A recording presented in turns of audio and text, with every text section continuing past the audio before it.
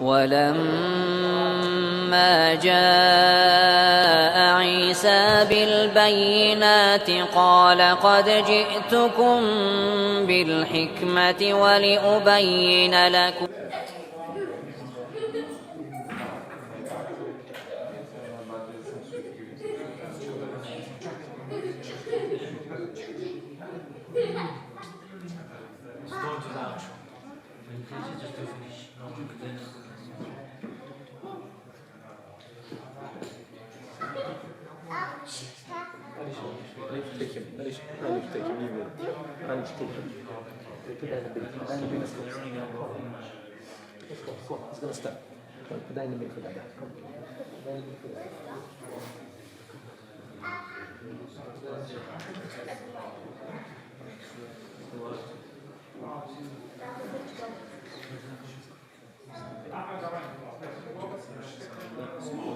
الحمد لله رب العالمين والصلاة والسلام على عبد الله ورسوله نبينا محمد وعلى آله وصحبه أجمعين.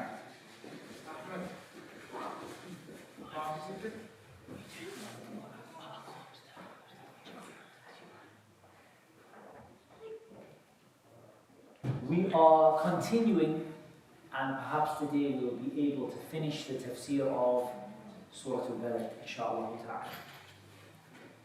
And we reach the statement of Allah Azza wa Jalla, فَلَقَتَحَمَ الْعَقَبَةِ وَمَا أَدْرَاكَ مَا الْعَقَبَةِ فَكُّ رَقَبَةٍ أَوْ إِطْعَامٌ فِي يَوْمٍ ذِي مَسْرَبَةٍ يَتِيمًا ذَا مَقْرَبَةٍ أَوْ مِسْكِينًا ذَا مَتْرَبَةٍ.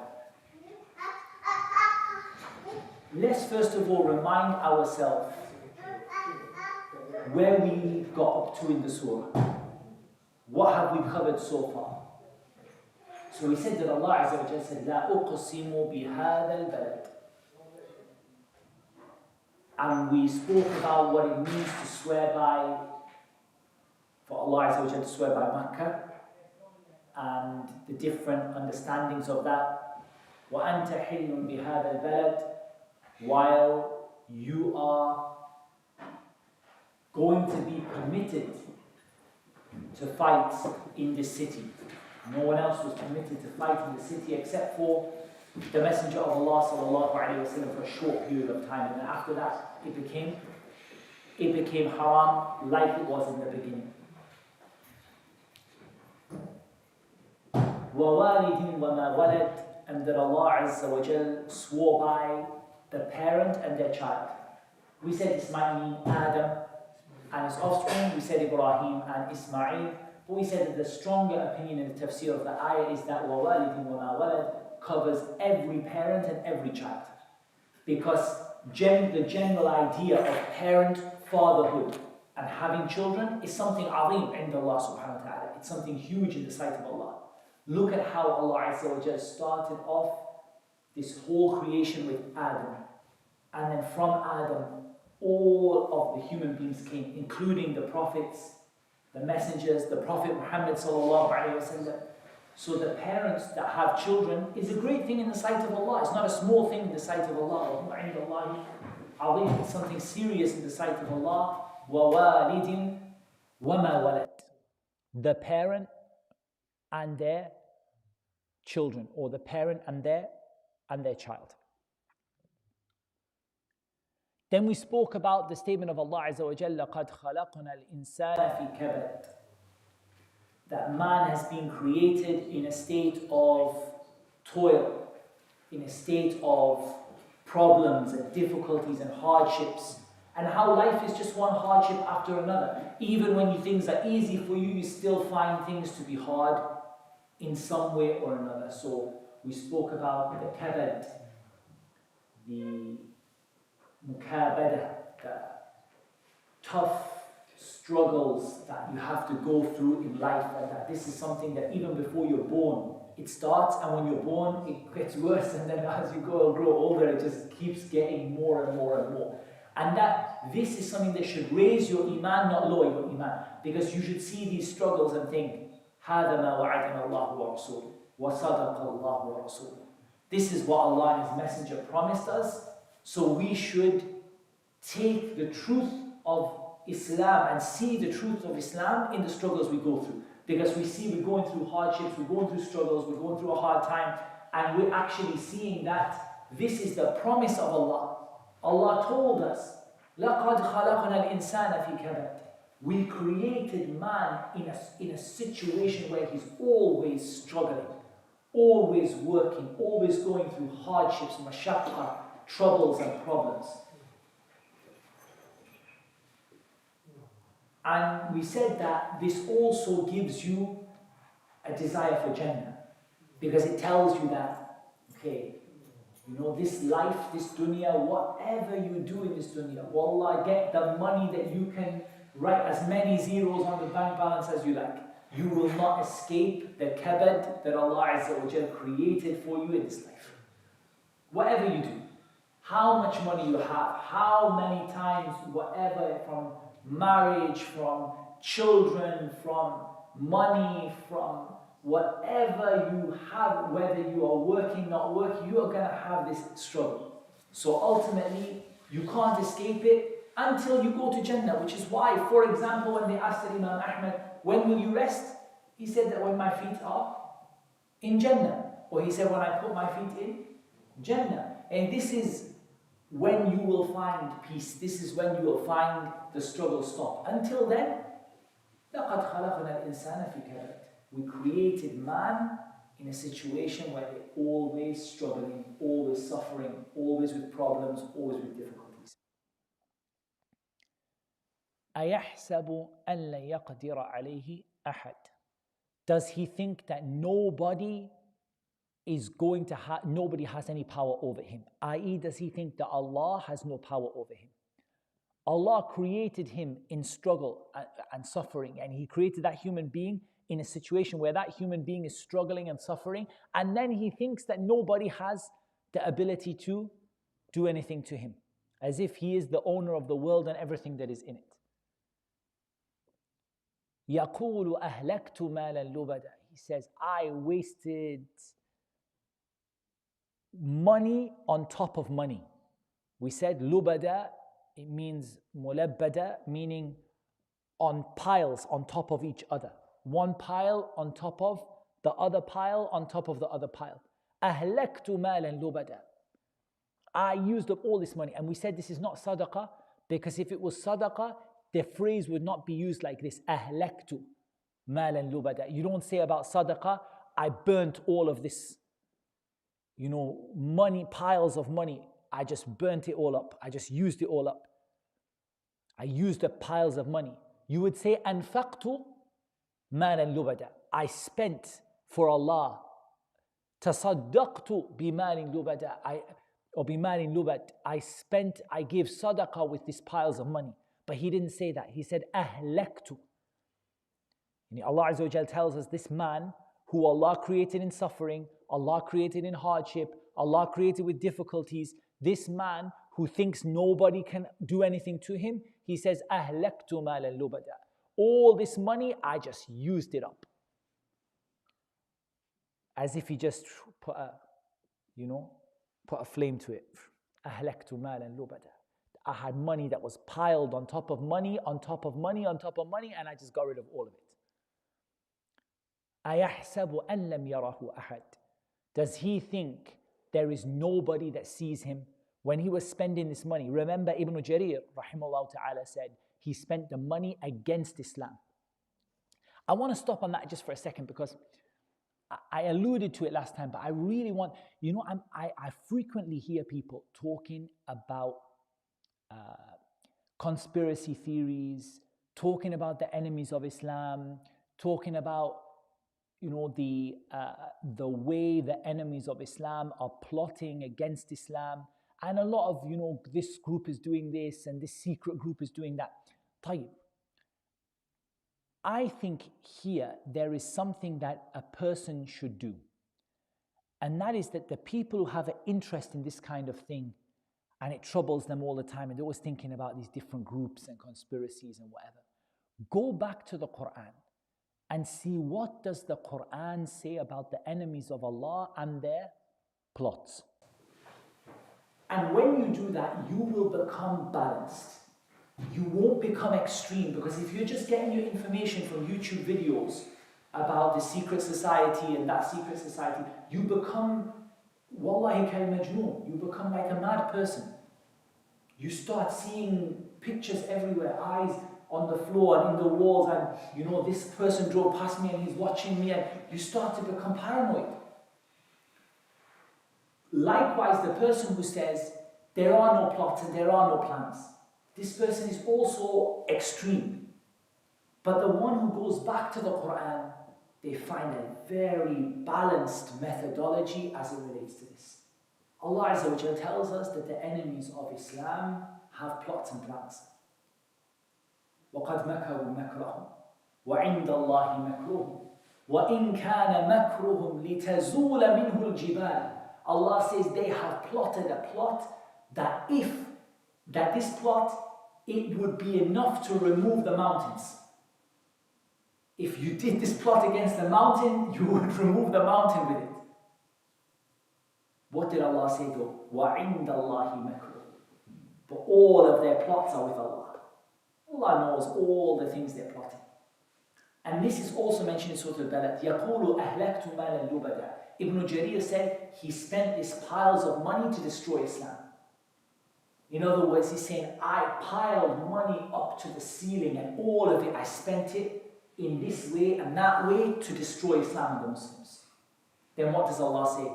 أَيَحْسَبُ أَن لَمْ يَرَهُ أَحَدٍ. Does he think nobody sees him when he spends that money? Allah Azza wa Jal saw him. And Allah Azza wa Jal said, وَمَكَرُوا وَمَكَرَ اللَّهُ وَاللَّهُ خَيْرُ الْمَاكِرِينَ. They made a plot, and Allah made a plot. And Allah is the best of those who plot. But I think if you were to look at all of the different ayat of the Quran, you can certainly see that the enemies of Islam plot against Islam. And I think there are so many ayat in the Quran that tell us that the enemies of Islam plot against Islam. Without mentioning particular people, groups, names, but there are tens of ayat in the Quran that tell us that the enemies of Islam are plotting. إِنَّهُمْ يَكِيدُونَ كَيْدًا وَأَكِيدُ كَيْدًا. They are plotting a plot and I'm plotting a plot. That's the first thing. Their plots involve spending huge amounts, insane amounts of money. يَقُولُ أَهْلَكْتُ مَالًا لُبَدًا. I spent these piles, the money is so much, it's piled on top of each other. And they spent it all to attack Islam. And this is something you see with your eyes. You don't need to believe in any, secret things. Yani you could just look with your eyes. Look at the amount of money that is spent on this entertainment and just taking the Muslims away from their deen and corrupting them. Money that the numbers just become staggering. Like you're looking at the numbers and just thinking, this much money, it's as if it didn't exist in the world. It's just money upon money upon money. And they spend it to hurt Islam and to hurt the Muslims. There's no doubt about that. But on the other hand, Allah Azza wa Jal doesn't tell you to panic over it. Allah Azza wa Jal is constantly reassuring you that Allah subhanahu wa ta'ala controls what they're doing. Like Allah Azza wa Jal told us,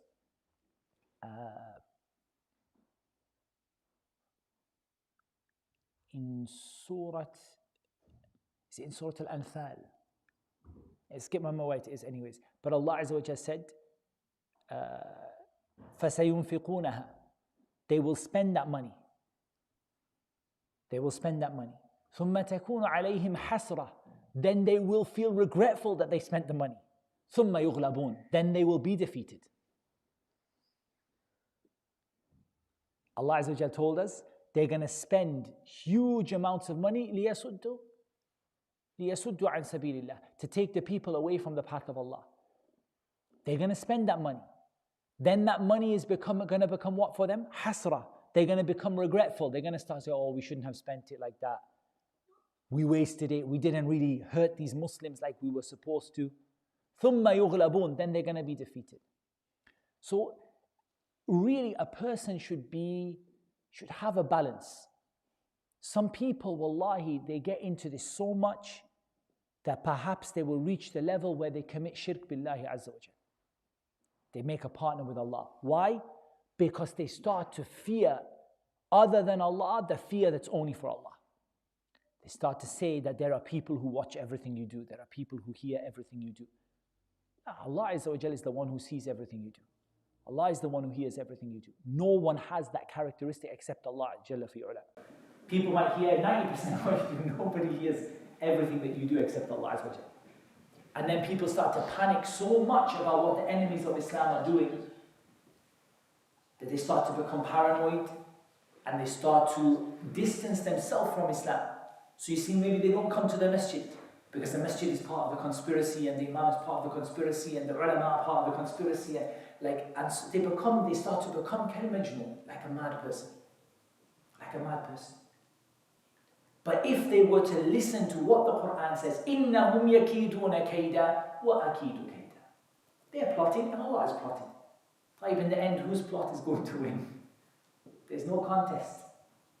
Allah's plot against the plot of His enemies is so great that while they're plotting against who? Themselves. Like Allah Azza wa Jal told us about those people who were given the book, الَّذِينَ أُوتُوا الْكِتَابِ. That Allah Azza wa Jal told us that they want to وَدَّتْ طَائِفَةٌ مِنْ أَهْلِ الْكِتَابِ أَنْ يُضِلُّوكَ وَمَا يُضِلُّونَ إِلَّا أَنفُسَهُمْ. There are a group of the people of the book who want to misguide you, but the only people they misguide is themselves. They make such efforts, huge efforts, but their efforts, all of it is just coming back against themselves. So a person should be in the middle.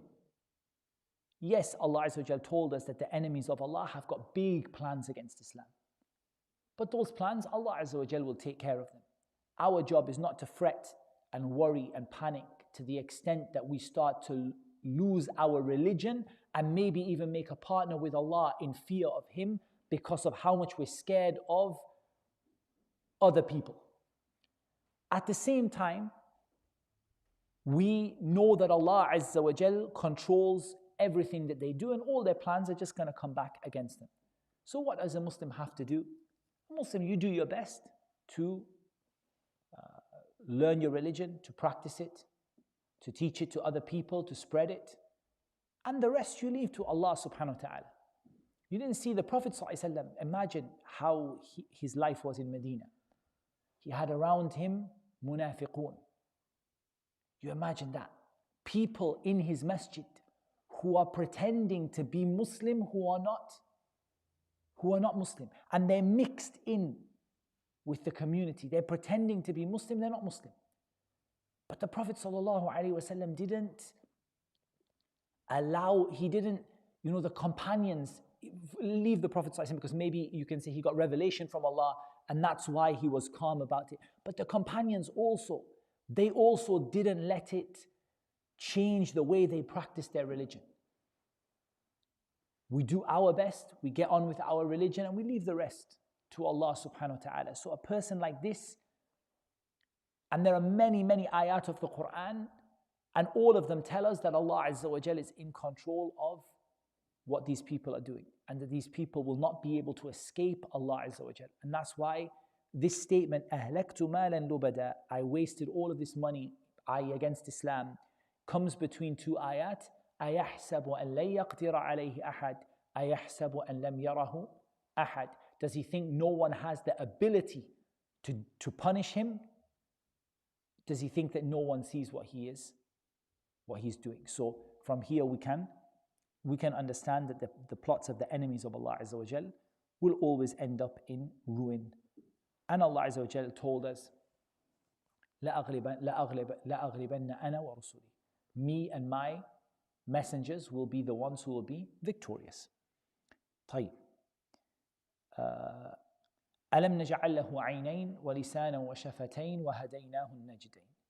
This is where we got up to. We spoke about that Allah Azza wa Jal is the one that gave you two eyes, that Allah Azza wa Jal is the one who gave you your lips, that Allah Azza wa Jal is the one who guided you to know what is right and what is wrong. And we said that this is a kind of rebuke from Allah. That Allah is rebuking these people. That you're the one spending your money against Islam. You're the one trying to destroy Islam. And the same two eyes that you're using are the two eyes that Allah gave you.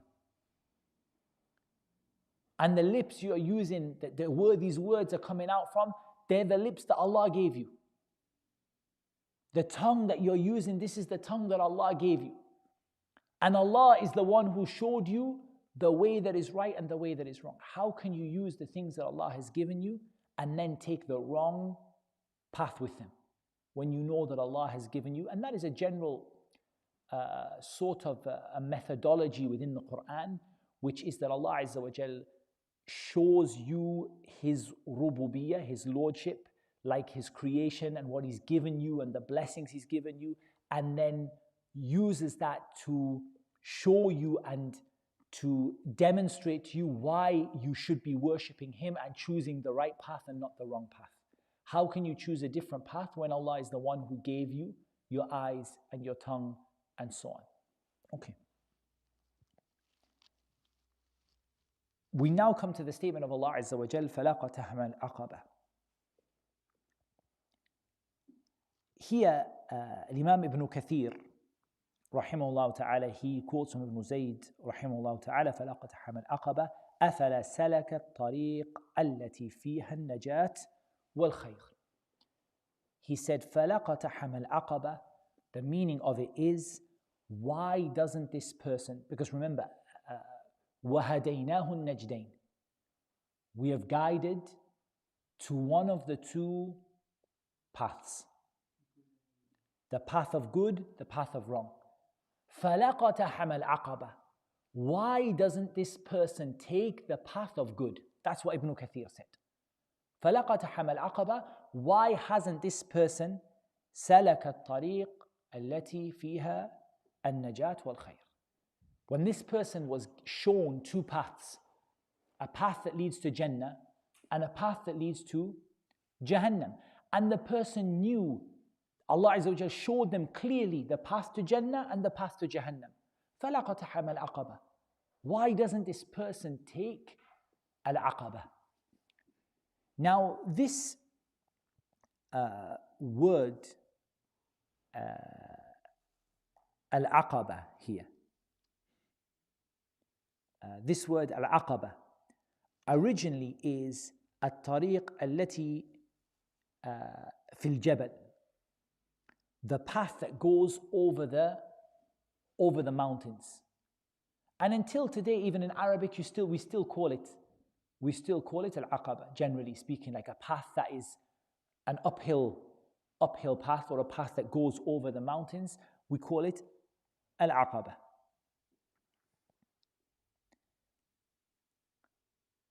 Why do you think Allah Azza wa Jal called? Now Ibn Kathir, he said that this path is the path of al-najat wal-khair. It's the path of safety. It's the path of goodness.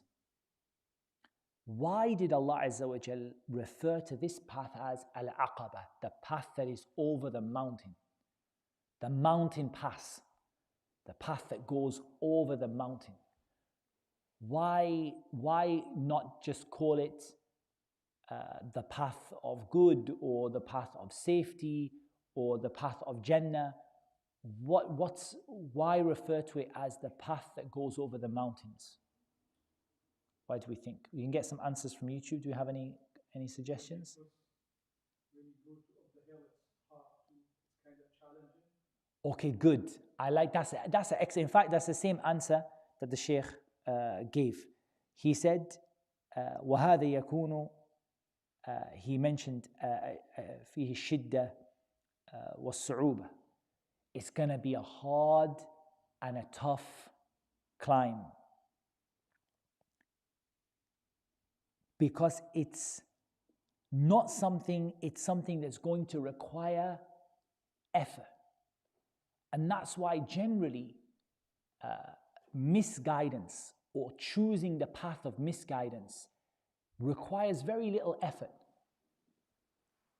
Choosing the path of misguidance and the path of error doesn't require very much effort, doesn't require a lot of hard work.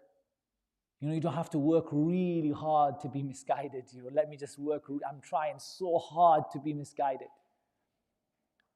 Rather, being misguided appears to be the easier path. Everything is halal for you. And wallahi, subhanAllah, when you look at the Quran, wallah, this one ayah, I could stop on it all day. فَلَقَتَحَمَ الْعَقَبَةِ. Why don't you take the mountain path? Why don't you take the path through the mountains? When you think about it, it's not that Islam is difficult. Islam is not difficult. But the way that when you see people who get misguided, generally speaking, people are misguided through two things, right? We've spoken about this before. They're misguided through shubuhat and shahawat. They're misguided because they're confused about something from a knowledge perspective, right? From a knowledge reason, they're confused. Is this right or wrong? And then they get misguided because of their confusion. Or they're misguided because of their desires. And following your desires, generally speaking, is a very easy road to take. And that's why Allah Azza wa Jal told us, إِنَّ النَّفْسَ لَعَمَّارَةٌ بِالسُّوءِ. The soul is constantly going towards evil because following your desires is really easy. Eating whatever you want versus being on a diet.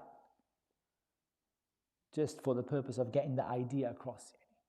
It's easy to eat whatever you want. It's hard to control yourself and say, no, I'm not going to eat chocolate today. I'm not going to eat cakes. I'm not going to eat biscuits. I'm not going to eat sugar. I'm not going to eat this. It's hard to restrict yourself.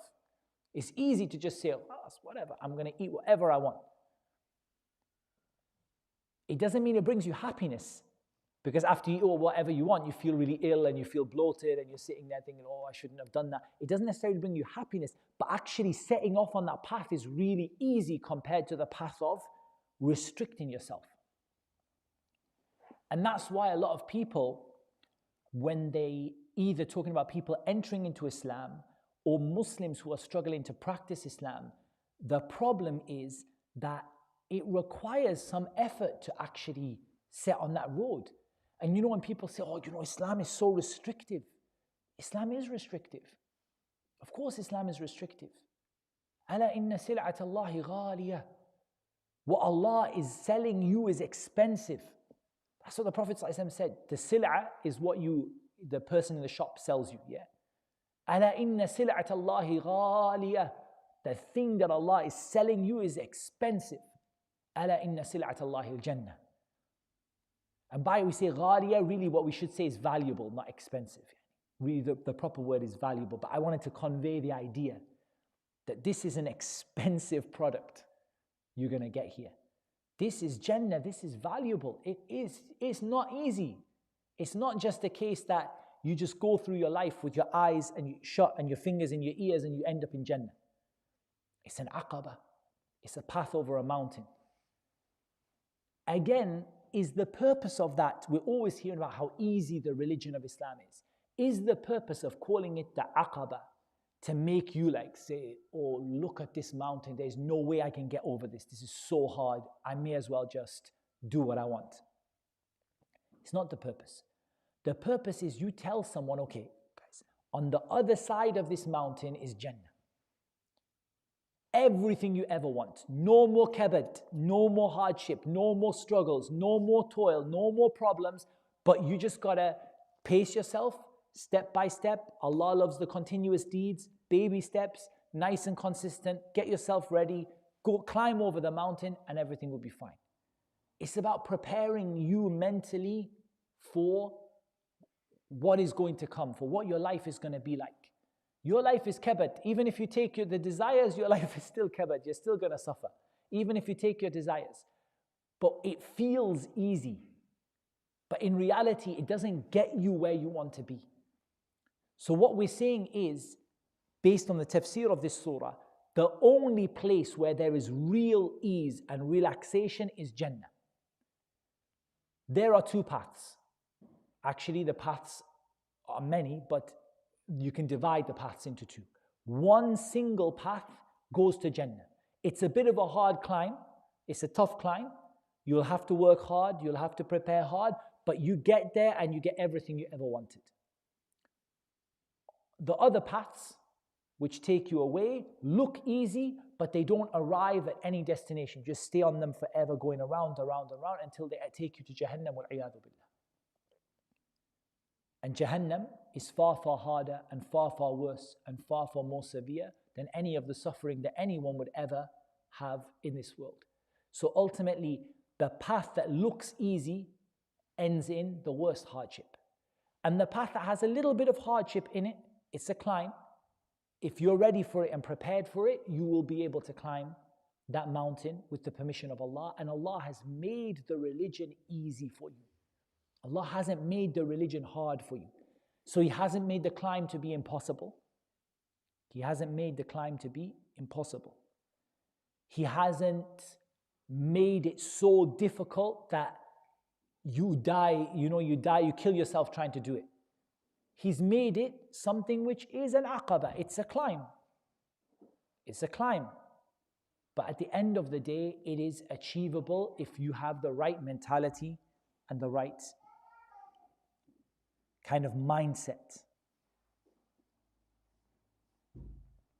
So a person has to strive against himself. Mujahadatun nafs, or like some of them call it, jihadun nafs. You have to fight against yourself. And ultimately, fighting against others is very minor in terms of, or if not say minor, let's say it's the fruit of fighting against yourself. If you can't fight against yourself, you definitely can't fight against the shaitan. And if you can't fight against the shaitan, you definitely can't fight against the enemies of Allah. That's what how Ibn al-Qayyim explained it like that. So the first person you have to fight to climb the mountain is you. And in all honesty, you are your biggest difficulty in climbing the mountain. And we know this because Allah Azza wa Jalla said, وَقَالَ الشَّيْطَانُ لَمَّا قُضِيَ الْأَمْرُ إِنَّ اللَّهَ وَعَدَكُمْ وَعْدَ الْحَقِّ وَوَعَدْتُكُمْ فَأَخْلَفْتُكُمْ وَمَا كَانَ لِي عَلَيْكُمْ مِنْ سُلْطَانٍ إِلَّا أَنْ دَعَوْتُكُمْ فَاسْتَجَبْتُمْ لِي فَلَا تَلُومُونِي وَلُومُوا أَنفُسَكُمْ. The shaitan will say when everything is done, indeed Allah promised you and His promise was true, and I promised you and I broke my promise. I never had any ability over you. The shaitan had no power to throw you off the mountain or take you off the path or take hold of you and put you on a different path. But the shaitan invited you and you answered. إِلَّا أَن دَعَوْتُكُمْ فَاسْتَجَبْتُمْ لِي. I invited you, you answered me.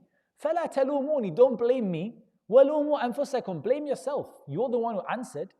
I told you this path was amazing and I lied to you. Sorry, but you're the one who walked on it. I never pulled you. I never took you by the hand and forced you to come onto this path. I just told you it's the best path ever. It's so amazing. You'll love it. It's great. Don't worry that it doesn't look like it's going to Jannah. Eventually, Allah Kareem. Allah is forgiving. Allah will take you there anyway. And the shaitan lied about what was on the path, but you are the one who chose to walk it. You chose to take that path. So don't blame me, but blame yourself. So the shaitan is not even the biggest problem. He's your enemy. But actually, the biggest thing you have to control to begin this climb is you have to control yourself. And if you control yourself, Allah Azza wa Jal will give you the ability to defeat the shaitan, and then Allah Azza wa Jal will give you the ability to defeat the wider group of people that are planning and plotting to take you away from that path.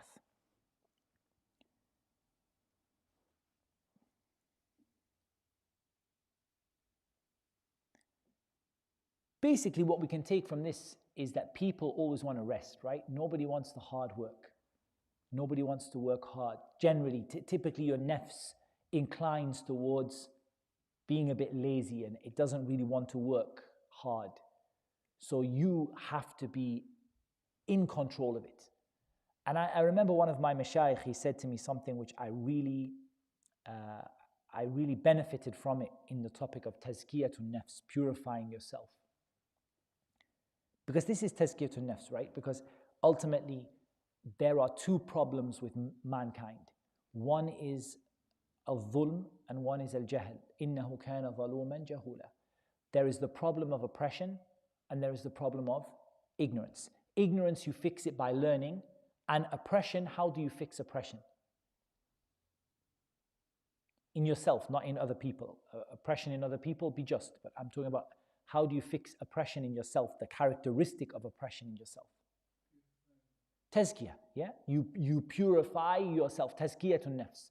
So that's why Ibn al-Qayyim rahimahullah ta'ala, he said that the cure of ignorance is knowledge and the cure of the dhulm is tazkiyah, is purifying yourself. So right here now, a person seeks to purify themselves and to struggle against their soul. And the way the Shaykh explained it, he said to me, look, your soul is like a camel. The first time you get it to sit, it's very hard to make it sit. You have to drag it. The first time you're trying to keep your soul on the straight path. And the first time it's always disobedient to you. But once you make a habit of forcing it to sit for you, it will sit for you more. It will become easier every time. And how many of us seen that? I remember when I first became Muslim, I couldn't imagine praying 5 times a day. Like someone said to me, you pray 5 times a day. I was like, 5 times a day? Who can pray 5 times a day? And now, 5 times a day is like, there's days where you don't eat, but you pray. It's easier to pray than it is to eat. It's nothing because you build a habit of it, right? And that habit then leads you to, it becomes easy for you. And that's how your soul is. You keep on fighting with your soul on something and you never stop because there's always something new that your soul starts. The soul is always going the wrong way. It's like you're trying to go up the mountain and every time your soul keeps turning around and going back, you have to keep pulling it, forcing it to go the way that the knowledge has told you, because the knowledge cured your ignorance. The knowledge has told you that Jannah is that way. The knowledge you got told you Jannah is that way, your soul keeps turning around and going backwards. And the shaitan is not helping because he's whispering and telling your soul, no, it's really good, come this way. So you keep going the wrong way, you have to pull your soul back. But the more you pull your soul in the right direction, the more it will listen. It will listen. And Allah hasn't made this religion hard. But Jannah is valuable. And something valuable doesn't come for free. You don't get something for nothing, right? You have to show that and in reality with Jannah, you're getting way more than you deserve. Jannah is way, way more than the actions you do. Why is that? Someone say, well, Allah, I gave my whole life for Islam. How is Jannah? How can you say that? Because whatever you gave for Islam, Allah gave you much more in this dunya. If you take the blessings of Allah, and you take everything you've ever done for Islam, it will not even equal your eyesight.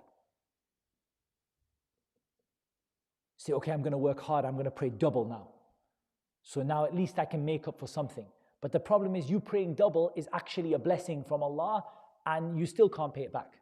So every blessing you get is another blessing and every action you do is still a blessing. So there's no way you can ever pay back Allah for what Allah has given you in the dunya. How about Jannah?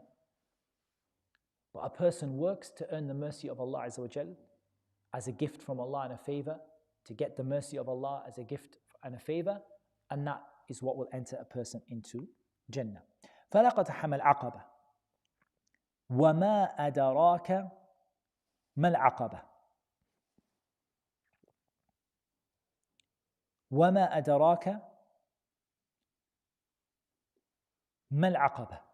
So the question here is, Allah Azza wa Jal asks, what will make you know what this path is? This Aqaba, which is the mountain pass. In other words, what are the things which will let you know, or what you should expect to find on this path? Or the things that will show you what this path is. Or show you how to pass the path. Because Allah Azza wa Jalla said, فَلَقَتَحَمَ الْعَقَبَةِ. In other words, how can you pass over this path? وَمَا أَدْرَاكَ مَا الْعَقَبَةِ. What will make you know what is the path, what's on the path, and how do I get over the path? So then Allah Azza wa Jalla tells you, فَكُّ رَقَبَةِ. فَكُّ رَقَبَةِ. By freeing a slave. By freeing a slave. So Allah Azza wa Jalla tells you,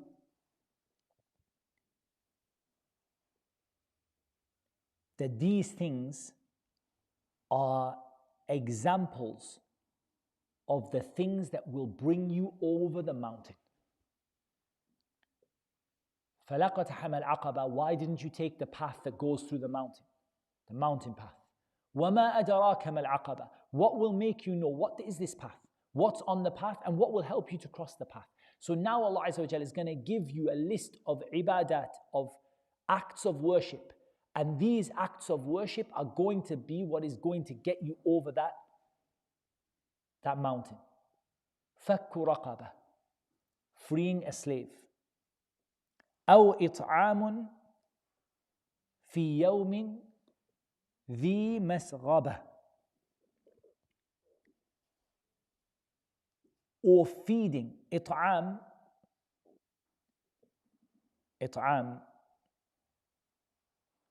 is to feed.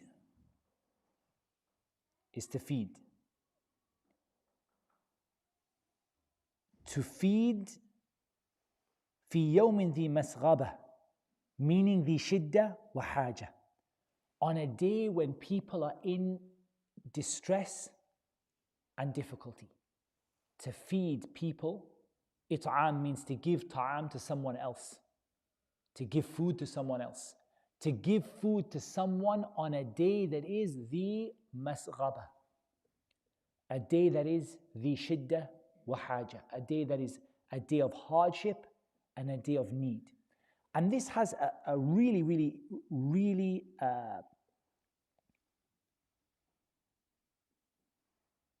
amazing benefit in it, which is this issue of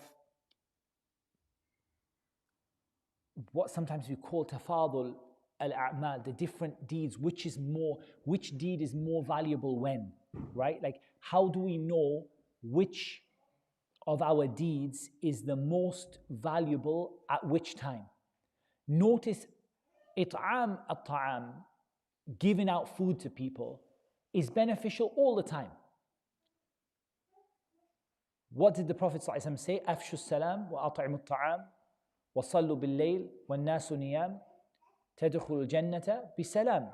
أو كما قال صلى الله عليه وسلم. He said, he was asked about how to go to Jannah, or how he told us how to go to Jannah easily, how to go to Jannah safely. So this hadith goes together with the ayah. فَلَقَتَحَمَ الْعَقَبَةِ. فَلَقَتَحَمَ الْعَقَبَةِ. وَمَا أَدْرَاكَ مَا الْعَقَبَةِ. This hadith can go with it. The Prophet ﷺ said, أفشوا السلام, give the salam, spread the salam out to people, say salamu alaykum, وَأَطِعْمُوا الطَّعَامِ, and feed people, وَصَلُّوا بِاللَّيْلِ وَالنَّاسُ نِيَامِ, and pray at night when the people are sleeping. تَدْخُلُوا الْجَنَّةَ بِسَلَامٍ. You're going to go to Jannah with safety. In the hadith, it just generally mentions giving out food to people. But when is giving out food the most valuable? When is it the most valuable? In a time في يوم ذي مسغبة, في يوم ذي شدة وحاجة, in a time where people are in desperate need. And that's why people always ask, like, as an example, you see a lot of people, and it's amazing, their attachment is sadaqah jariyah, for example. They love giving sadaqah jariyah. But food isn't sadaqah jariyah, right? We all agree that giving out food is not sadaqah jariyah, because the sadaqah jariyah is something where the benefit of the sadaqah is continuous. Like the example the Prophet ﷺ gave, man waratha mushafa, whoever leaves behind a mushaf, a copy of the Quran, every time someone reads the mushaf, that person gets the reward. But the food, it finishes when the person eats it. So some people, because they see that sadaqah jariyah just goes on and on and on and on forever, they're like, okay, I'm going to give all my money to sadaqah jariyah. But sadaqah jariyah is amazing thing. But it's not always the best sadaqah. It depends on the situation. What about if you are fi yawmin dhi masghaba, in a day where people are starving, in a day where people are suffering? Is it the right thing at that time to say, here's a mushaf you can read? Nothing wrong with that. It's khair, hada khair. But better than it is to give the people what they need at that time. And this is a really min fiqh sadaqat, from the fiqh of giving sadaqah, that we don't see a lot of in this time.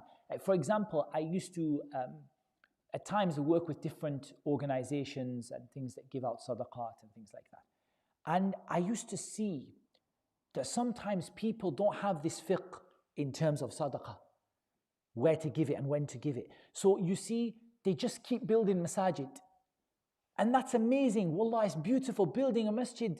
Man bana lillahi masjidan bana Allahu lahu baytan fil jannah. Whoever builds a masjid, Allah builds a house for them in Jannah, mashallah.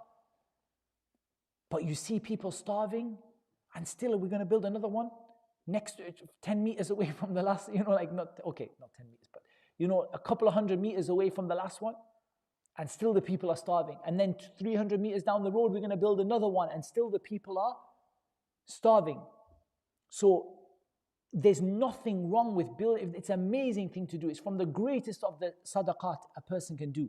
But you have to try and understand that the value of sadaqah changes depending on the situation. And the greatest example is أو إطعام في يوم ذي مسغبة. I'm going to feed people because today is a day where people are starving.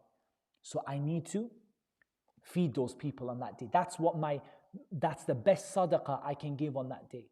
And that's why this issue of the different virtues of deeds is not an easy one to deal with. Someone asked about this after the khutbah today.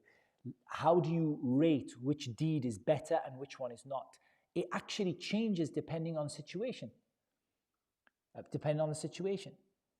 And if a person, all sadaqah is good, but if a person has a lot of thought about this, they can get more out of their sadaqah, because they start thinking not just which sadaqah is best, because sadaqah jariyah has more multiplication than regular sadaqah because it keeps going.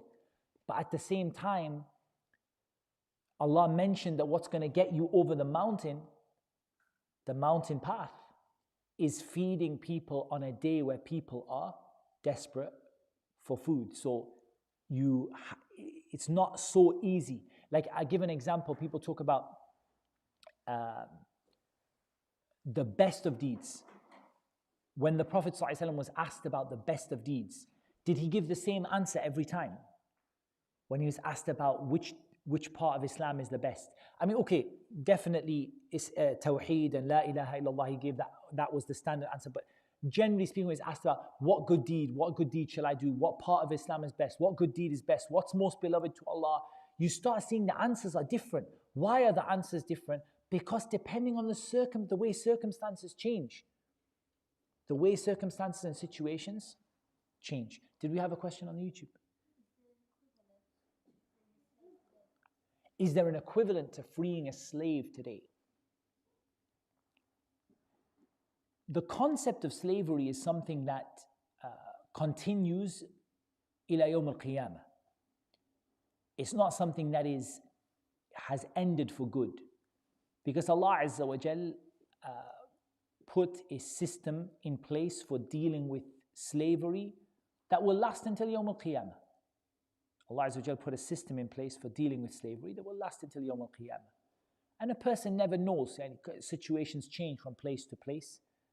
Slavery can happen as a consequence of war, right? We're not talking about... See, the thing is, I didn't want to go in too much into Islam and slavery because it's a big topic, and it's more of a fiqh topic than the tafseer topic here. But I do want to highlight a few things.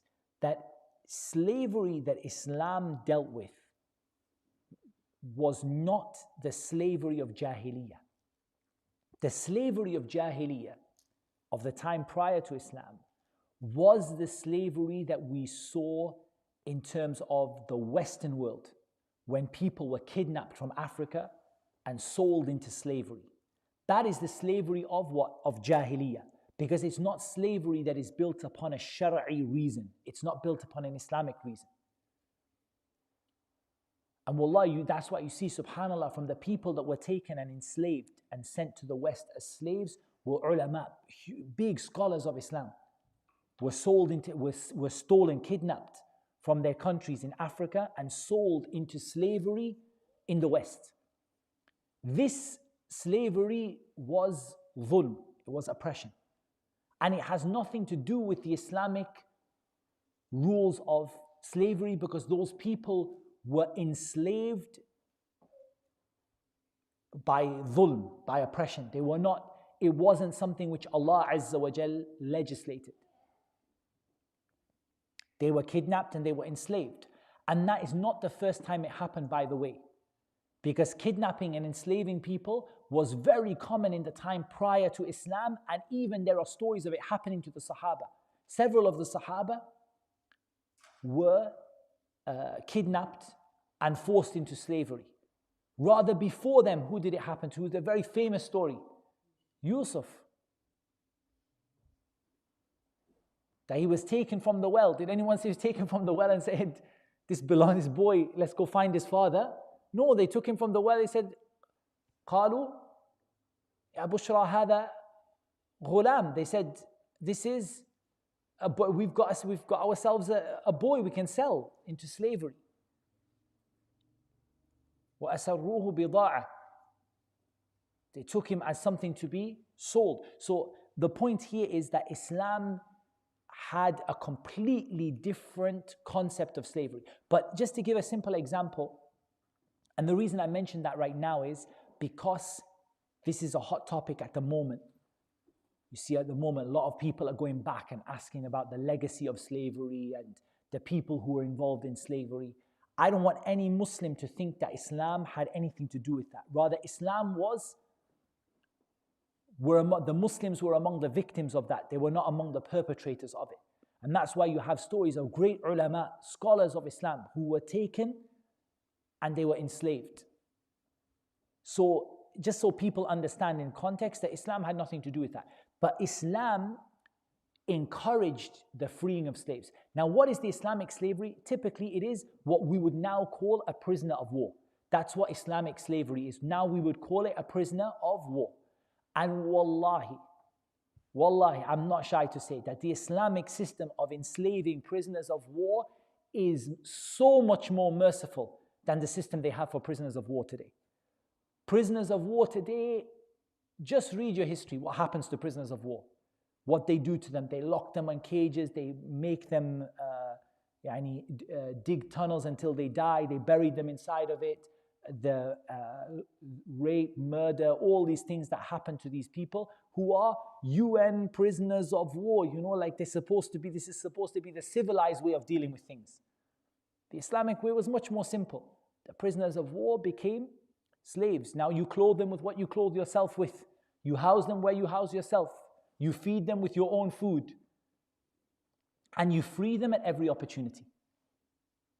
But Allah, if someone understands what Islam is, they will see that all justice is in Islam. And all oppression is outside of Islam.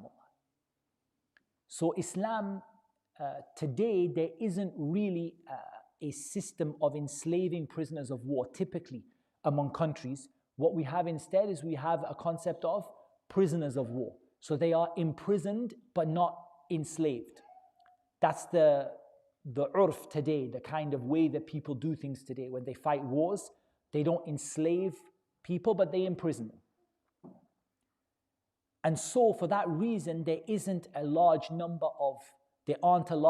of slaves from prisoners of war, and therefore really there isn't a big opportunity to free slaves. But we're not going to say the issue doesn't exist.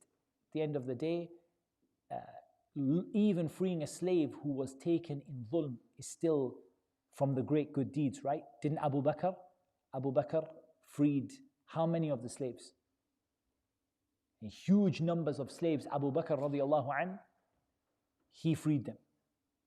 Like Bilal radiallahu anhu and others that Abu Bakr purchased and freed, whether they were enslaved legitimately or incorrectly.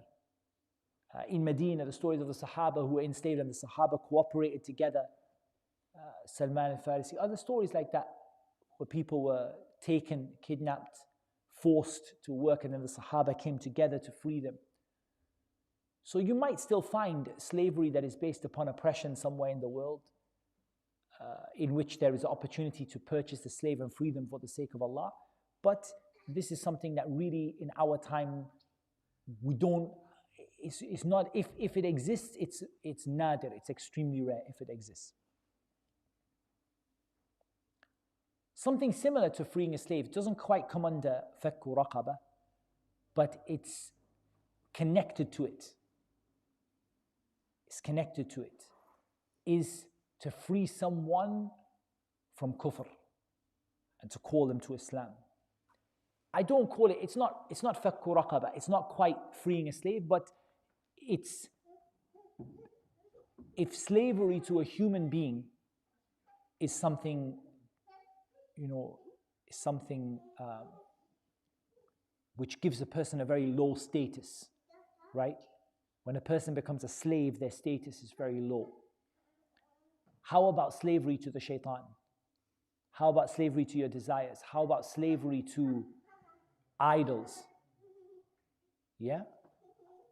So ultimately, if we can't free a slave today, which is an actual slave, wallah, at least the minimum we can do is to try to free people from the slavery, which is the slavery of themselves and the slavery of the shaitan. And that's why Ibn al-Qayyim rahimahullah ta'ala has a beautiful line in his Nuniyya. Wallahi, this is such an amazing thing he said. He said, هربوا من الرق الذي خلقوا له فبلوا برق النفس والشيطان. He said they ran away from the slavery they were created for. What slavery were we created for? What slavery were we created for? All of us were created to be slaves. Slaves to whom? Allah. They ran away from the slavery they were created for, so they fell into the slavery of themselves and the slavery of the shaitan. Wallah, I think if you were to write this in gold, it would not be a waste of gold, to be honest with you. If you look outside, look at these people. You live in a society where these people tell you you're free. Wallahi, harabu min al-riqq alladhi khuliqu lahu fabulu bi riqqi an-nafsi wash-shaytan. They ran away from slavery and they said, we are free. We are free people. You live in a free country. This country is free. Do whatever you want. And wallahi, they're more slave. They fell into more slavery than the one that they ran away from.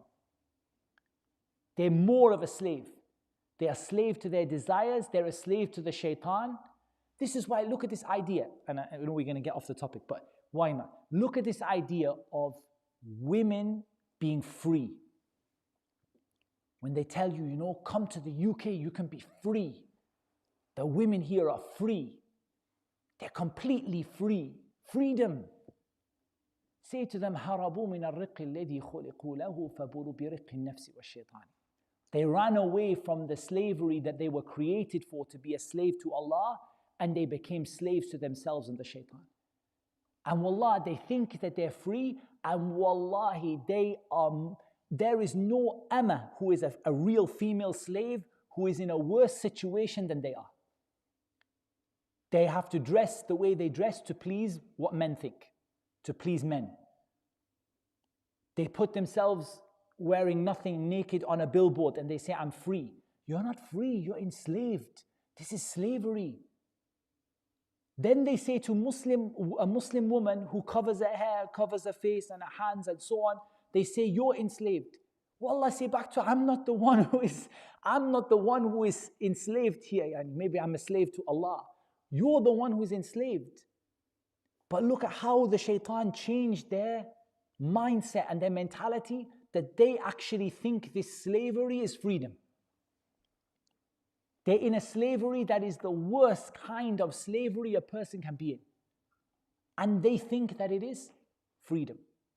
They really believe that they're in a situation where they are free, but they don't see that they are actually slaves to those men in a way that there is no slavery like it.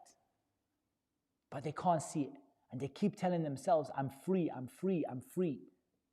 But wallahi, if you're not a slave to Allah, which you were created for, you're going to end up being a slave to yourself and a slave to the shaitan. And the men's situation is the same. If you're not going to be a slave to Allah, you're going to end up being a slave to the shaitan and a slave to yourself. And that is the worst of the worst. Because you can be a slave to a human being and still be a slave of Allah. You can still be a Muslim. You could be a Muslim slave. You could be enslaved by a person but still pray to Allah Azza wa Jal. But the worst of the slavery, which is asfala safilin, the lowest of the low, is the slavery to the shaitan. And the shaitan is the worst kind of master. The worst master and the worst kind of slavery is the slavery to the shaitan. So maybe you can say, if we can't free a slave physically today, at least we can free people from the slavery that they are living in right now. The slavery to the shaitan and the slavery to their nafs, and take them to slavery to Allah. And the ajib thing is that slavery to Allah is the highest status a person can reach. What's the evidence? What's the evidence? That being a slave of Allah is the highest position a person can reach. Slavery to the shaitan is the lowest. And slavery to a human being is pretty low down on the scale, right? If someone says, I'm a slave, right? I'm enslaved. That's a pretty low position in the society. What's the evidence that being a slave to Allah is the highest place you can reach?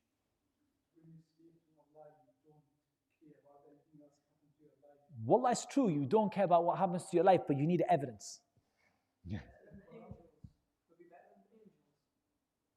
Okay, so one evidence is that Allah calls the angels His slaves. That's a good evidence, but someone could argue that's the angels. Angels have like no choice in the matter.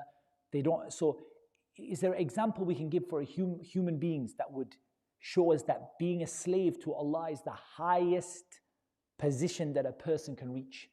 It's the highest status you can have.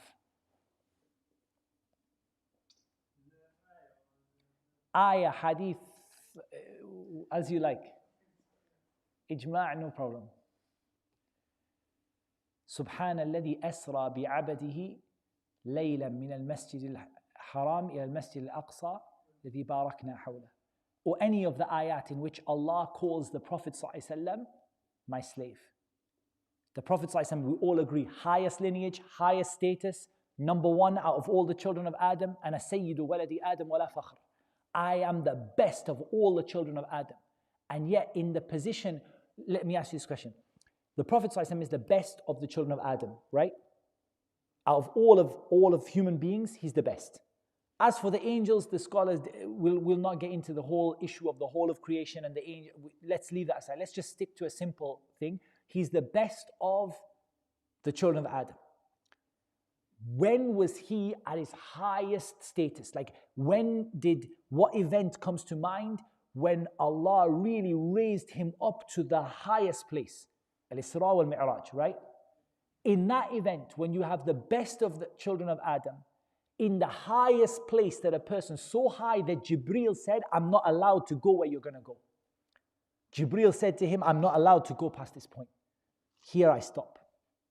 Jibreel is not allowed to go that high. And the Prophet ﷺ went that high. In that state, in that place, what did Allah call the Prophet ﷺ? Subhanalladhi asra bi'abadihi, my slave. The best of the children of Adam, in the highest place that anyone can go, and he's called my slave. And that's an evidence that slavery to Allah is the highest, like they call it maqamul ubudiyyah. Servitude and slavery to Allah is the highest that a person can go. The highest that a person can go. If the adhan time comes, we'll pause the class to give the adhan.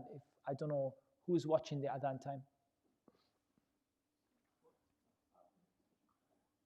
Just check because that clock's not very, maybe not very reliable. Just check the timetable.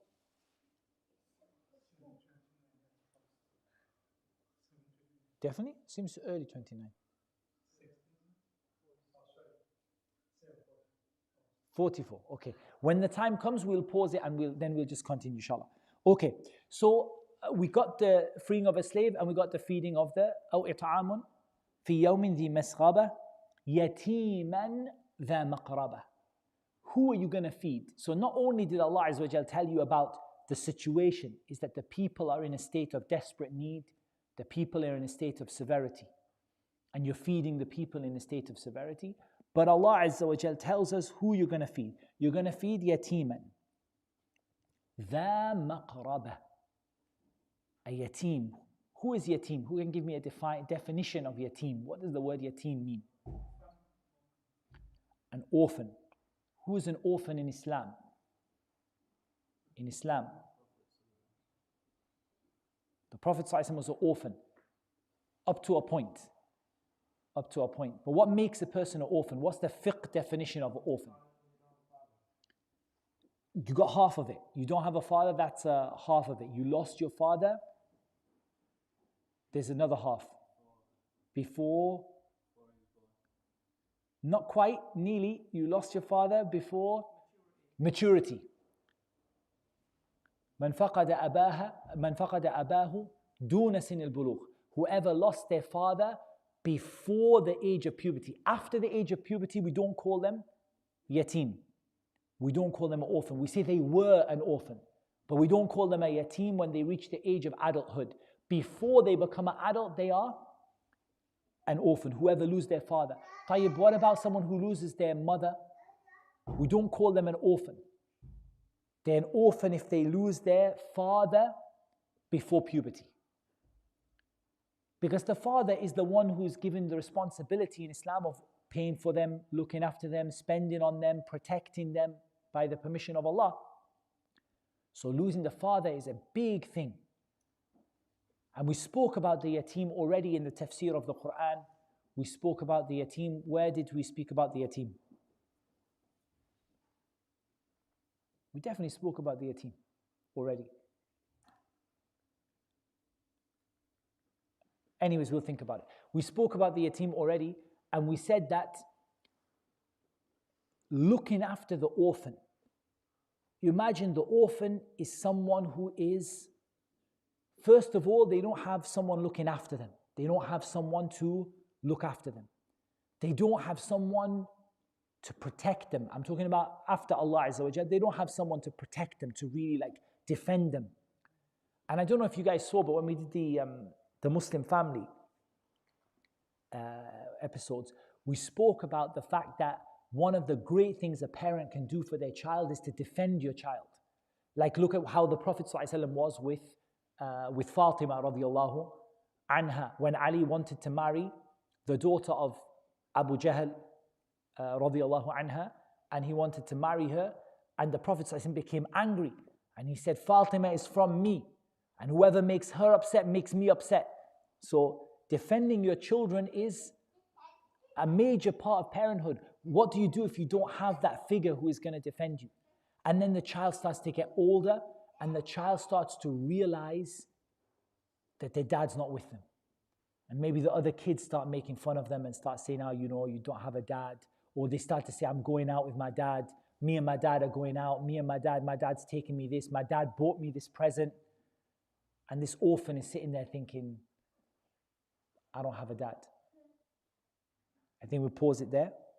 Pause it, inshallah. Just put it on pause for a second while we give the adhan.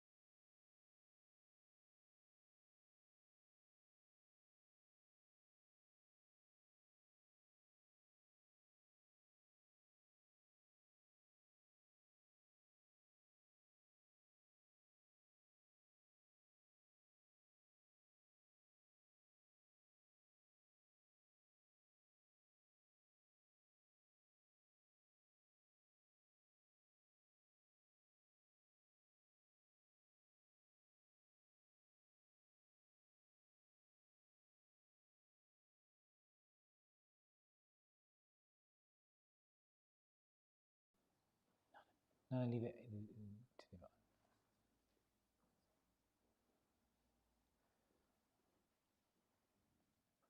Okay, so we're just going to finish off this. We'll finish off this segment because I don't want to. I don't mind doing another day on the tafsir, but I want to finish this segment. Otherwise, we're not going to. Surah Al-Duha. It was Surah Al-Ma'un. We spoke about it in Surah Al-Ma'un and we spoke about it in Surah Al-Duha. Jazakumullah khairan. So, the yatim is described as yatiman dha maqraba. Maqraba here means qaraba, meaning a yatim who is your relative. The yatim who is your relative has two rights over you. The right of the yatim, the right of the orphan. And we said, the yatim, subhanAllah, especially when they get older, and the other children are saying, my father does this, my father did this, my father gives me this. So that's why softening the heart is when you rub your hand over the head of the orphan. It softens your heart. You look after the orphan. And the Prophet ﷺ told us that the one who raises the orphan or takes care of the orphan, that he and I will be like this in paradise. And he put his two fingers together. This orphan has two rights. The right of the orphan and the right of Dhil Qurba, the relative. And relatives and your family is sadaqah, is most deserving to be given towards your poor family members because they have two rights over you. They have the right of al-qarib, the family member, and the right of the yatim. Is it the case that all of the yatama, the orphans, are deserving of zakat, for example? Does zakat go to an orphan?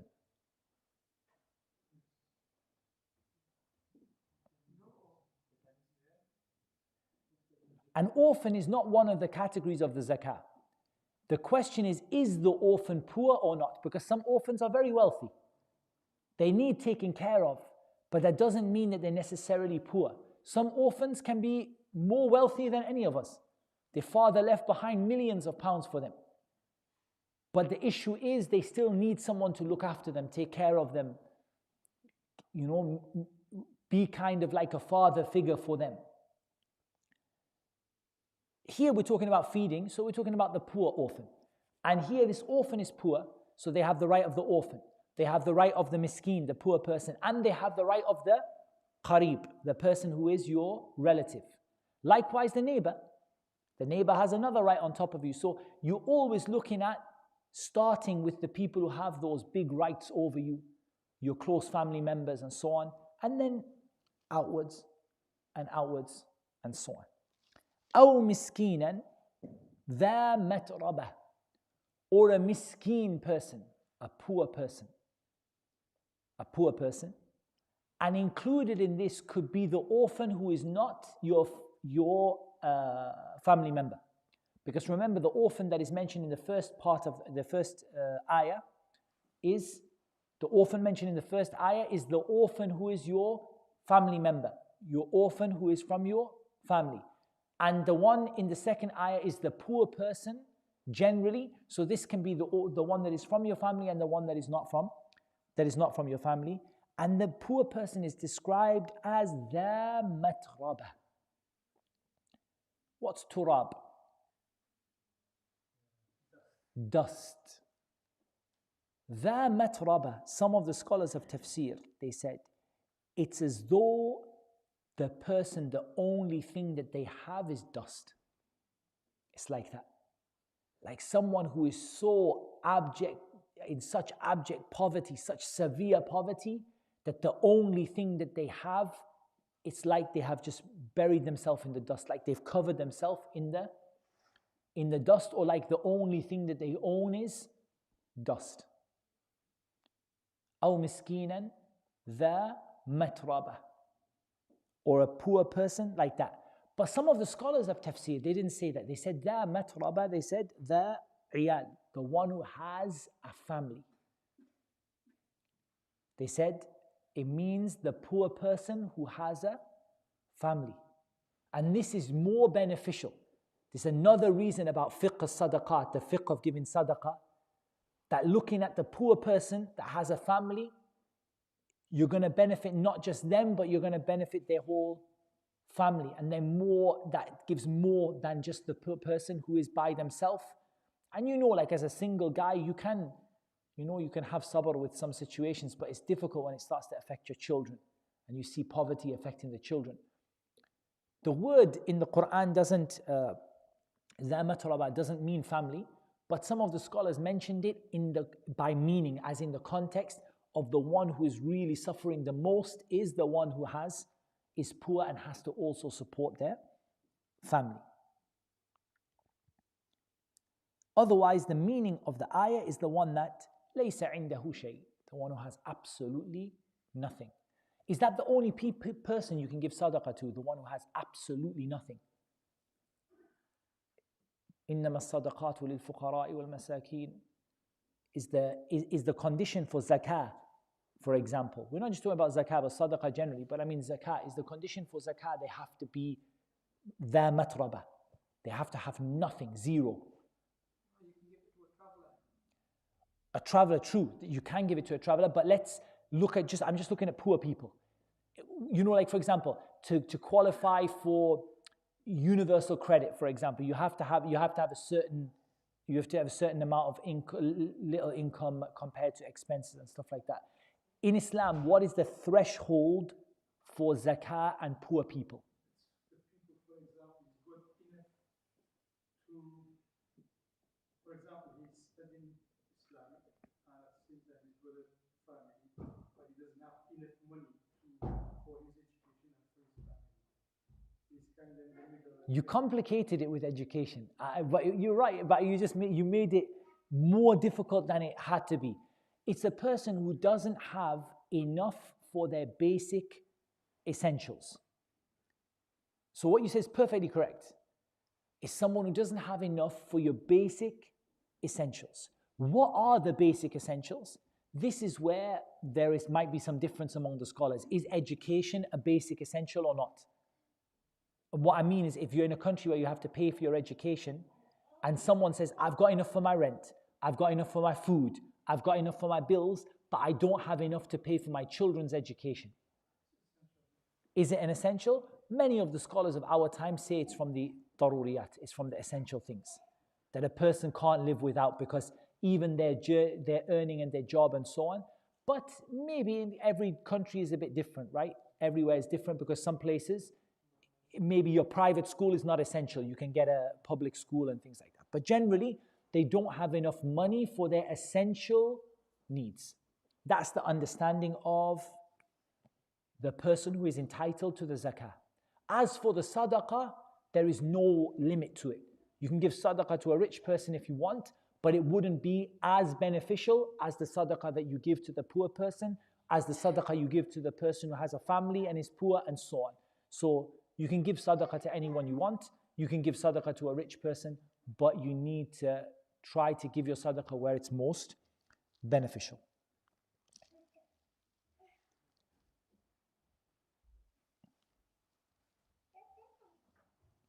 So we can finish with a principle that we can take from all of this statement in Surah Al-Balad. What principle are we going to take? When it comes to sadaqah, the greater the need of the person, the more reward you get in your sadaqah. That's the qa'idah we're going to put here. We're going to put a principle, and we're going to say the principle of where you give your sadaqah is, the greater the need of your sadaqah, the more reward there is. So in a place where, and wallah, it's not, wallah, even the Imam of the masjid was telling me that when he grew up, he said, we didn't have a mushaf for everyone. Not everyone had a copy of the Quran. Not everyone had a copy of the Quran. We had to go, and the whole people in the village, they had to go and there's like one Quran and they have to borrow it to learn the surah and give it back, and then like that. They didn't have a Quran for everyone. So in that case, they had food, but they didn't have a Quran for everyone. What might be the sadaqah with the most reward? It would be to give a Quran, for example. But in a situation where people are starving of hunger, the best sadaqah wouldn't be to give a copy of the Quran. The best sadaqah is the one that fulfills the greatest need. I thought we were going to finish the surah, but we didn't. I went off on a tangent and we didn't get a chance to finish it. Does anyone have any questions before we conclude and we break up for Salatul Isha? Has anyone got any questions? Any questions from the YouTube? I'm going to give them 10 seconds, see how quick they can type.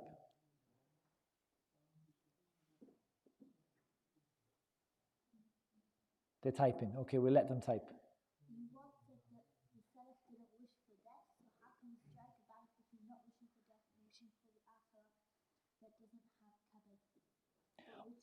Okay, put that on the. You can put that on the screen. It's a good question. So this question says that the early generations didn't used to wish for death. Actually, we have a hadith, we have a nas in this, so we have a clear text. The Prophet ﷺ said, "لا يتمنين أحدكم الموت لضر نزل به." أو كما قال. He said, don't let anyone wish for death because of a hardship that happened for them. فإن كان لابد متمنيا فليقل. If the person must wish for it, then let them say, اللهم أحيني ما كانت الحياة خيرا لي وتوفني إذا كانت الوفاة خيرا لي. Oh Allah, make me live as long as life is good for me and cause me to die when death is good for me. طيب. There's a difference between wishing to die and between longing for Jannah. I long for Jannah, but I know that Jannah is on the other side of the mountain. So I want to go as far up the mountain as I can, to do as many good deeds as I can, to get as much out of my life as I can. That doesn't stop my longing for Jannah. Wishing for death is like, alas, I'm sick of doing my good deeds here in this life. I've had enough of my salah, I've had enough of these things, I just want to die. And that's why the Prophet ﷺ said, لا يتمنى أحدكم الموت لضر نزل به, because something bad happened to him. He didn't say don't long for Jannah. He said don't wish to die because something bad happened to you. And that's the way you reconcile between the two. That's the way that we reconcile between the two. Go, you have one more? Go on quickly. Two more? Yalla, Surah.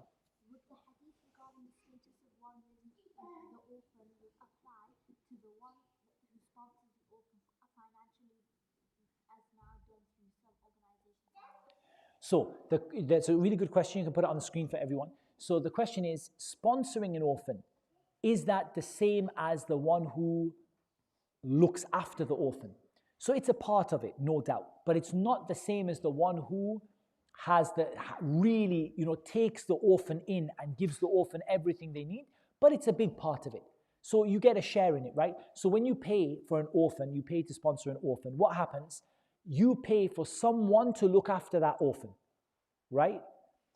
There's a share now between you and between them. They have a share because they are the ones who are actually looking after them and taking care of them. And you have a share because you're supporting that financially. And inshallah, the reward will be for both of the people who are involved. But it's not exactly the same as the person who does both of those things themselves. But inshallah, the reward, the grace of Allah is wasi'. It's a lot. There's too much. You can't put a limit on Allah's grace and mercy. Yeah. Last one. Regarding the orphan topic, with the daughter who lost her father and reached the age of puberty, is she still considered an orphan? Well, I asked this to one of the Talabat al-Ilm. It's a very good question. They said, a daughter, I didn't know the answer to this question. I had to ask one of the students of knowledge about it. A girl reaches the age of puberty. She reaches the age of puberty, but she's not married. is she an orphan or not? And the answer was, she's not an orphan. She stops being an orphan at puberty, but she is from the aramil, the women who are in need of, the single women who are in need of being taken care of. So she doesn't go from orphan to everything's fine. She goes from orphan to a lady in need of care. But she's no longer an orphan when she reaches the age of puberty. She's not an orphan anymore, but she is a lady in need of care until she gets married. So she's still given social support by the state from the Baitul Mal. We're going to stop there. That's what Allah Azza wa Jalla made easy for me to mention. Allah knows best. Wa salatu wa salam ala nabina Muhammad wa ala alihi wa sahbihi ajma'in. Oh,